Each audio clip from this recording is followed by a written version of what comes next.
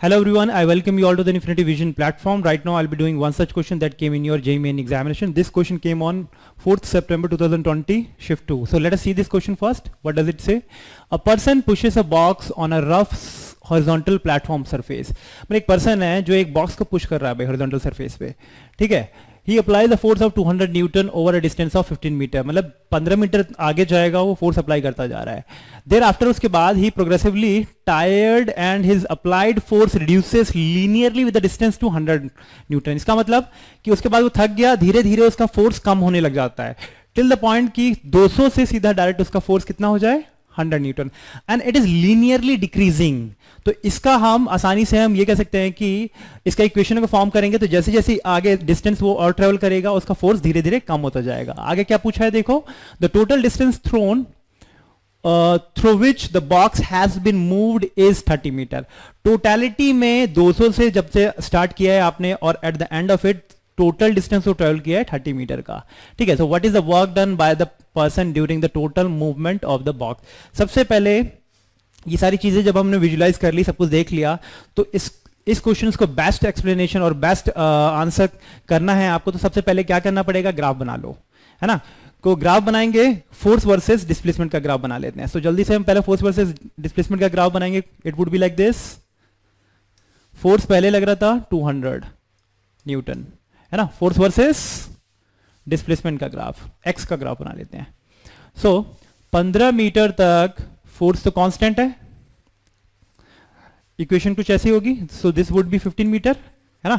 तो force constant लग रहा था 15 मीटर तक, उसके बाद लीनियरली डिक्रीज कर रहा है ना. तो इट इज नॉट कि पैराबोलिकली डिक्रीज कर रहा है. So it is already given कि वो लीनियरली डिक्रीज कर रहा है और मैक्सिमम वो जाएगा 30 मीटर तक, है ना. तो it would go like this तब तक कि उसकी तब तक उसका फोर्स हो जाएगा 100 न्यूटन का. So it would be like this. ये 100 न्यूटन हो गया कि जब तक वो 30 मीटर पे गया. सो ये आपका थोड़ा सा आगे बन गया है, इसको थोड़ा पीछे कर लेंगे हम. So this would be 30 metre, ये है. अब क्या करना है, we already know if force is like this and displacement is also given like this, तो फोर्स वर्सेस डिस्प्लेसमेंट का एरिया जो है that would be your f dot d x. अगर मैं इसको इंटीग्रेट करके सो इन दोनों का अगर मैं एरिया निकालूं, सो this would be your work done by that particular force, है ना. सो क्योंकि यहां पे फोर्स वेरिएबल है, इस सिचुएशन में इस पॉइंट तक फोर्स कांस्टेंट है, तो जल्दी से हम इसका एरिया निकाल लेंगे. एरिया से क्या निकल जाएगा आपका, वर्क डन. तो एरिया निकालो अब इसका.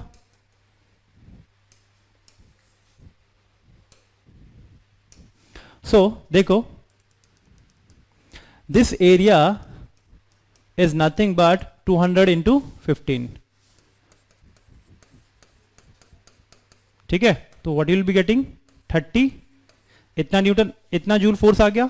अब इस एरिया का निकालेंगे हम, इतने एरिया का. So this would be equal to half into sum of the parallel sides. Parallel side कौन कौन से हो गया, ये 100 न्यूटन पे था, सो 100 प्लस 200, ठीक है. एंड परपेंडिकुलर डिस्टेंस कितना है, 30 minus 15, what will be getting 15. Okay, so इसको सॉल्व कर लेंगे जल्दी से. What will be getting 300 into 15, so 150 into this. So इन दोनों को सॉल्व कर लेंगे, दोनों को ऐड कर दो, दोनों एरिया आएगा आपका 5250 जूल, है ना. सिर्फ आपको सिंपल इक्वेशन सॉल्व करनी है एंड दोनों का एरिया निकालना है, तो आसानी से वर्क डन आ जाएगा. ओके, इस टाइप के क्वेश्चंस में आप इसलिए कर पा रहे हो, ग्राफ से इसलिए कर पा रहे हो क्योंकि ये ऑलरेडी गिवन है कि वो फोर्स लीनियरली डिक्रीज कर रहा है. अगर लीनियरली डिक्रीज नहीं कर रहा होता, पैराबोलिक डिक्रीज कर रहा होता या अदर डिफरेंट फॉर्म में इक्वेशंस आ रही होती, तो आप ये इक्वेशंस आसानी से एरिया फाइंड आउट नहीं कर सकते थे, ठीक है. तो इसलिए ये क्वेश्चन आप आसानी से कर पा रहे हो, सिर्फ आपका एरिया निकालना है. आई होप ये क्वेश्चन क्लियर हो गया होगा. Thank you.